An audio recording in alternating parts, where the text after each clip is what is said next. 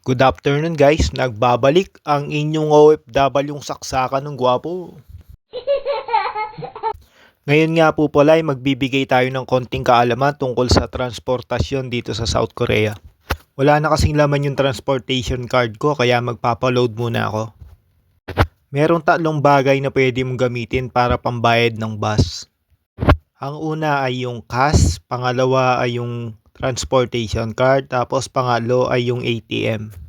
Pero wag mong gagamitin yung ATM mo para sa pambayad ng bus. Kasi kakabunot mo ng ATM tapos nalaglag pala yung ATM mo, hindi mo alam, malaking problema yon. Kasi kailangan mo pang umabsent para lang maasikaso yung ATM na yon. Kung gyotong kado lang ang gamit mo, kahit mawala pa yan, makakabili ka ulit ng halagang 7,000 lang.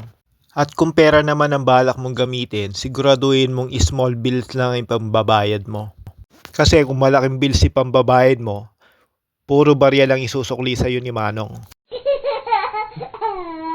Cherry blossom na nga po pala ngayon, kaya maglalabasan na yung mga bagong profile picture ng mga taga South Korea.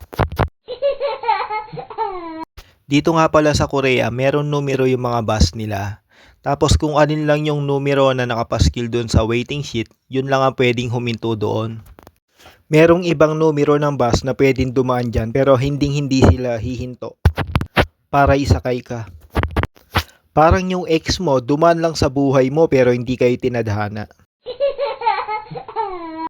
Meron ding monitor dito, makikita mo dyan kung ilang minuto pa ang aantayin mo sa pagdating ng bus.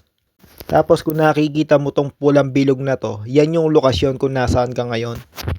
Tapos yung bilog na yan, pag linagyan ng araw, yun dapat ang sundan mo. Kasi parang mga babae yan, sila yung laging tama. Kapag baguhan ako sa lugar na pupuntahan ko, ginagamitan ko nga pala ng Google Map. Halimbawa, pupunta ako sa palengke, isi-search ko lang siya. Tapos may lalabas na mga numero ng bus. Siyempre pipiliin mo yung pinakamababa yung oras. Tapos makikita mo rin dito kung tama yung direction ng bus na sinakyan mo. Tapos kung gusto mong saktong-sakto ka doon sa bababaan mo, pindutin mo lang yung araw. Lalabas lahat dyan kung ilang stop. Tapos makikita mo doon na meron na walking about 8 minutes. Tapos isum mo lang siya para makita mo kung tama yung direction na pinupuntahan mo. Baka lakad ka ng lakad, nasa Pilipinas ka na pala. Nagtataka nga yung kuya ko sa akin noon kung paano daw ako nakarating ng Seoul nang wala man lang gumagabay sa akin.